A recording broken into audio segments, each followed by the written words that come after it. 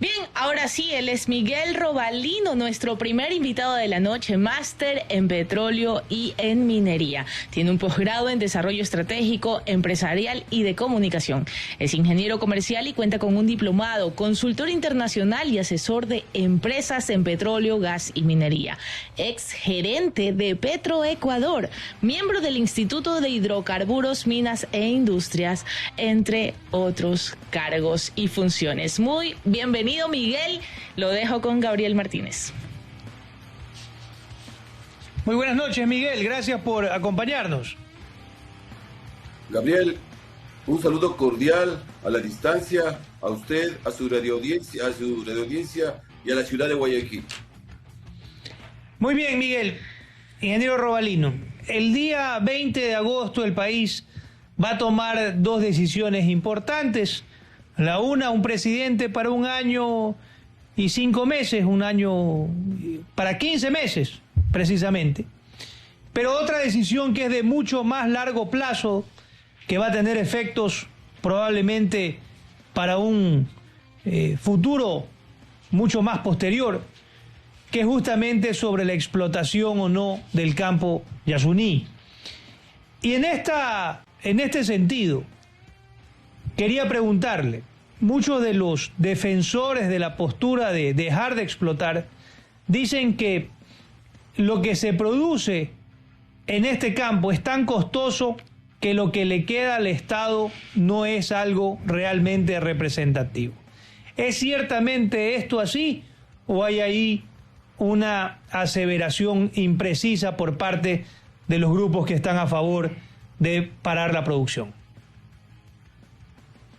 Gracias, Gabriel. Primero aclarar que cuando se quiere establecer un debate, hay que establecer una plataforma de debate. Y en los debates lo primero que se tiene que hacer es clarificar datos para, en base a los datos, tomar decisiones. Es totalmente falso quienes sostienen que este bloque petrolero no es rentable, por un lado. Por otro lado, es totalmente absurdo que yo he escuchado que por ser crudo pesado y extra pesado es un crudo que no tiene ni demanda en el mercado internacional ni tampoco es valorado. También totalmente falso. Por otro lado, entender que si bien es cierto, el tema ambiental es parte de estas industrias y de hecho los impactos ambientales se dan no solamente en las industrias de petróleo y gas, se dan también en todos los modelos de producción, inclusive los propios modelos agrícolas. Entonces, entendiendo esto, que es rentable, que es un crudo que está muy valorado, porque casi el 40% a nivel del mundo son crudos pesados y extra pesados, un 30% son crudos o arenas bituminosas y solo nos queda un 30% de crudos convencionales. Esto hay que estar muy claro. Y aquí tenemos un ejemplo muy claro, porque muchas veces quiere dar la idea de que por ser crudos pesados no tienen su valoración. Colombia es un país que tiene el 70% de crudos pesados y ellos tienen la tecnología lista para poder desarrollarlos. Ahora, para ponerlo en contexto, ¿cuánto representa en barriles la producción de este campo y cuánto representa en dinero? Mire, este campo aproximadamente está produciendo 55,000 barriles diarios. Por ahí también quiero ratificar otro tema. Hay que siempre entender lo que es la producción diferida. La producción diferida es el potencial que tiene el campo y justamente lo que puede producir el campo. Porque he escuchado también, inclusive de algunos candidatos a la presidencia, que han manifestado que es un campo que a estas alturas tenía que estar ya con 100 o 150,000 barriles. Entonces, si bien es cierto, el campo tiene el potencial para los 150,000 barriles, pero los procesos de perforación y desarrollo de campos demoran, y más aún sumado a la falta de inversión. Entonces, estos 55,000 barriles que son sumamente importantes, Gabriel, porque el quitarles del tablero petrolero del Ecuador es quitar del tablero petrolero del mundo. Y no nos preocupemos porque alguien va a reemplazar esos 55,000 barriles en el mercado. Por otro lado, la rentabilidad existe y está dada. Hay datos que se han demostrado, donde se demuestra que con una media de petróleo de $72, dejando lo que dice más o menos la ley 10 y 40 para la región amazónica, lo que cuesta el transporte del petróleo, los costos de producción, que por ahí también hay que desmentir ciertas falsas que andan diciendo los costos de producción están sobre los $50, eso no es verdad. Este campo tiene costos de producción donde está la operación, donde está la inversión y donde está la amortización de aproximadamente entre $15 y $17. Con todo este recorrido, Gabriel, este campo aproximadamente deja una renta al año del país de $943 millones. Entonces también está desmentido totalmente el hecho de que no es rentable el campo. Y, ingeniero, ¿cuál es la... Ahora hay nuevas tecnologías para poder hacer las perforaciones, para poder minimizar el impacto. ¿Cuál es la tecnología o cuál es el verdadero impacto ambiental que tiene esta perforación, que tiene esta explotación? ¿Es así como se lo manifiesta de que el perjuicio y el deterioro o el daño que se produce al medio ambiente es de una magnitud amplia, o más bien hay tecnologías que permiten hacer las explotaciones con mucho más control y reduciendo el impacto ambiental? Aquí hay que aclarar que la industria petrolera lamentablemente la han estigmatizado, Gabriel. Tanto la industria petrolera de gas y minería. Son industrias que los entes políticos se han encargado de estigmatizarles, cuando esto no es así. Mire, cuando nosotros hablamos de riesgos, y riesgos existen no solo en la industria petrolera, sino que riesgos existen a nivel de todas las industrias, y lo que hay que hacer es prevenir los riesgos, o minimizar los riesgos. Y justamente como usted dice, aquí a veces se toma el ejemplo, que es verdad, cuando pasó la Texaco, hace casi 50 años, y cierto es que dejaron pasivos ambientales, pero también hay que entender que hace 50 años, la tecnología que ahora hay no existía.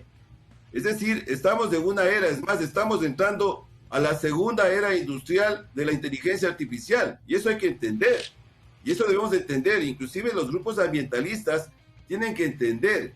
Es decir, ahora hay tanta tecnología que ayuda, y estas empresas de hecho se apoyan muchísimo en la tecnología. Mire, aquí los procesos, como podemos ver inclusive en el fondo de pantalla, de las casi 1.000.000 de hectáreas que es el Parque Yasuni o la zona esta, lo que utilizamos ahí en los campos petroleros realmente es un área mínima, llamémosle así. Por otro lado, el hecho es que la tecnología, por ser crudos pesados, por tener alta cantidad de agua, existe una tecnología que nosotros le llamamos de deshidratación. Es decir, son procesos en los cuales justamente se van trabajando de vaporización, se van trabajando modelos para que este crudo pesado se diluya o baje la viscosidad y poder proceder a los respectivos bombeos. Por otro lado, lo que tenemos que entender es que los que estamos en la industria petrolera somos los menos interesados en que haya accidentes, porque nuestro negocio es producir petróleo, no derramar petróleo. Y eso hay que entender.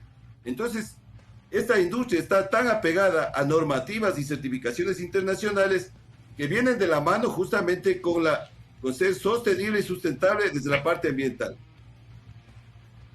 Bien, ¿cómo le va? Muy buenas noches, Blanca Moncada le saluda desde estudio. Una de las cosas que inquieta esta consulta y bueno, el posible triunfo es, por supuesto, la trasquilación de nuestros recursos naturales, ¿no? Y sobre la trasquilación de nuestros recursos naturales, como ya se ha hablado al inicio de esta entrevista, está la necesidad de los recursos que están en el Yasuní y que el país necesita. Ante eso, ¿qué oportunidades tiene el país o cuáles son las opciones o alternativas que tenemos frente a la necesidad casi que ineludible de la explotación de esos recursos? ¿Qué está en agenda que no sea la explotación del Yasuní? Mire, primero tenemos que entender que el Ecuador es un país, yo no le podría llamar petrolero, es un país que tiene petróleo.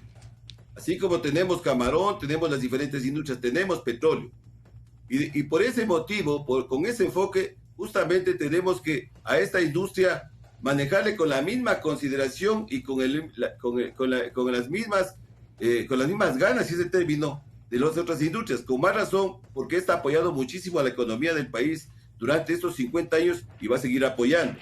Ahora, aquí hay una realidad que también hay que desmentir frente a quienes están de acuerdo con el sí. Es decir, los ingresos que genera la industria petrolera en esa zona es imposible que se los reemplace con cualquier otro tipo de industria. Eso hay que estar claros. Si bien es cierto, el turismo es algo importante, pero también el turismo que se ha desarrollado en esta zona es gracias también al desarrollo de la industria petrolera. Es decir, se han activado no solo el turismo, se han activado las economías de todas esas zonas y eso hay que entender, por un lado. Y por otro lado, lógicamente, entender que hablar de una transición post-petrolera es otro tema que lógicamente debería estar ya en la agenda. De hecho, está en la agenda inclusive de países que producen sobre los 12 millones de barriles como es Arabia Saudita. Esos son países que están caminando a la era postpetrolera. ¿Y cómo se camina a la era postpetrolera? Fortaleciendo justamente otros modelos de negocios, pero tiene que ser con el impulso de los recursos del petróleo. Entonces, el quitar cerca de $1.000 millones al año, ¿sí? El quitar del tablero político y geopolítico, porque eso hay que entender, que no solo es esto, porque aquí hay otro tema que nadie lo ha topado y en eso los grupos que defienden el sí tampoco lo han topado, que es la seguridad energética. Porque mire, todos los países tenemos que caminar hacia crecer en la seguridad energética. ¿Eso qué significa? Que tenemos que producir o incrementar la producción de nuestros propios, en los sectores estratégicos, justamente de todo lo que significa energía. Eso es soberanía energética y eso es estratégico. Entonces, eso no se ha topado. La lógica es que los países caminemos hacia mejorar eso y al quitar estos 55,000 barriles, lo que vamos es a disminuir. Entonces, con este escenario que hemos analizado, Blanca, yo creo que esté claro que la decisión que tenemos que tomar por el no, y digo por el no porque aquí hay un tema interesante. Entre las cosas, han hablado mucho de las energías renovables. Sí, eso es cierto, pero las energías renovables son costosas y justamente demoran. Y el país, en este caso, para hablar de energías renovables, si vamos a entrar a una fase de transición energética, que es otro tema que tampoco hemos entrado, porque no existen políticas energéticas en el país. Entonces aquí hay que poner en orden las cosas, hay que ir en orden. Y yo para un poco lo que también quiero enfocar es que, si bien es cierto, tenemos otros campos petroleros, son cerca de 72 campos productores, pero estos campos vienen a ser prácticamente entre los 8 campos que generan el 70% de la producción diaria. Es decir, de la producción que ya está caída, de hecho, que es otro tema muy complicado, porque el gobierno que está de salida nos deja con casi 25,000 barriles menos. Y a eso si le quitamos los 55,000, prácticamente es algo sumamente grave. El que podamos incrementar en otros campos, como he escuchado también a varios candidatos en la propuesta, es posible, pero eso va a demorar.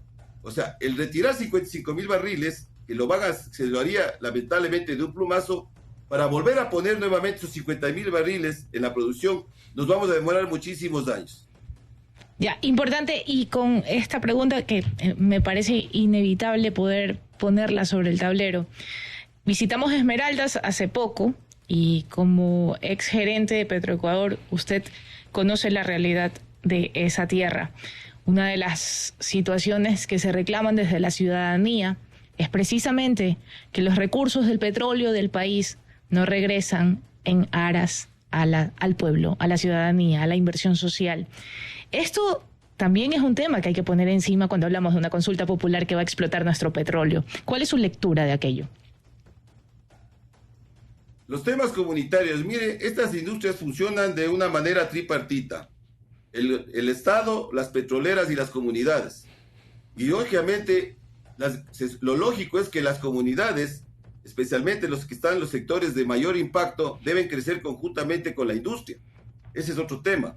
Entonces, el problema está en que, mire, la industria petrolera hace lo correcto desde mi punto de vista, es decir, producimos petróleo, vendemos petróleo, vienen los ingresos, pero lamentablemente temas ya internos hacen que esos dólares no lleguen realmente en su totalidad a quienes lo necesitan, ¿sí? Entonces, estos modelos funcionan así. Entonces, donde deberíamos ajustar y donde debería enfocarse, y debería haber consultas para eso, que para mí serían más productivas, estos grupos deberían organizarse para hacer consultas y plantear modelos cómo hacer para que esos recursos lleguen a las zonas de impacto y el resto se reparta en todo el país. Pero eso no se lo hace. Entonces, claro, en el caso de Esmeraldas... Sí. Termine la idea de Esmeraldas y me contesta inmediatamente esto de acá que es importantísimo, después de que me termine la idea. Cuando se habla de petroleros, surge en la mesa aquella frase que yo considero cliché también, ya hay formas sostenibles de explotar el petróleo. También, ¿qué tan cierto es ese mito? Es porque, claro, lo levantan como frase cierta, como una certeza ineludible, y bueno, al final hemos visto repercusiones también de aquello. Sí, definitivamente, Blanca. Mire, yo planteé que especialmente en el mundo, el 40% de crudos pesados y extra pesados justamente están en zonas sumamente delicadas. Mire, por ejemplo, están justamente en la parte de Alaska. Alaska es una zona de igual manera sumamente delicada como puede ser el Yasuní, pero con sus características propias. Sin embargo, intentaron también, mire que hay un tema, cuando el presidente Biden llegó, dispuso, dejó de firmar los contratos de perforación o dar los permisos de perforación para el sector de Alaska. Pero justamente fueron la misma gente de Alaska y el senador de Alaska quienes se opusieron y plantearon que se continúe la perforación con los cuidados de una manera sostenible porque necesitan los recursos. Entonces eso hay que entender. Y aquí la pregunta también es interesante que hubiese sido, previo a que haya esta consulta, hubiese sido que primero consultarle a la gente que está directamente afectada para ver si ellos qué opinan de de que la industria se retire del sector, por un lado, y los ingresos también. Gabriel. Ingeniero Robalino, el presidente Lasso al inicio de su mandato hizo un ofrecimiento específico en cuanto a la producción petrolera. Dijo que la iba a duplicar. Hoy entendería que estamos por debajo de lo que estábamos produciendo al inicio del mandato del presidente Lasso. ¿Cuál es la verdadera situación en cuanto a la producción petrolera y qué se debe de hacer para poder recuperar al menos los niveles en los que se recogió esta producción?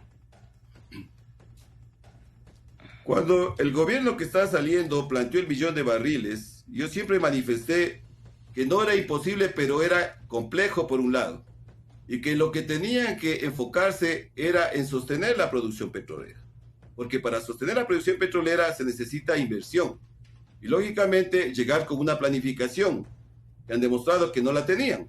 Porque mire, Gabriel, lo primero que se tiene que hacer cuando se llega es certificar reservas. Usted tiene que certificar reservas y comenzar a hacer fases de exploración justamente para tener reservas, ¿sí? Es decir, ahorita hay ciertos planteamientos también que en cierta forma son sesgados, en los que plantean que en 7, 8 años vamos a dejar de tener petróleo, que se termine el petróleo. También quiero desmentir. Primero, petróleo y reservas existen, son casi 50,000 millones de barriles que nosotros llamamos las reservas en sitio o POEs. El tema es que hay que invertir justamente para esas reservas, pasarles a reservas en el estado de probadas, es decir, reservas que sean comerciales o probables o posibles. Esa es una situación. Entonces, si vamos entendiendo por ese lado, cuando ofrecieron incrementar la producción, que no lo hicieron porque no había una planificación, Gabriel, y este es un mensaje para los candidatos.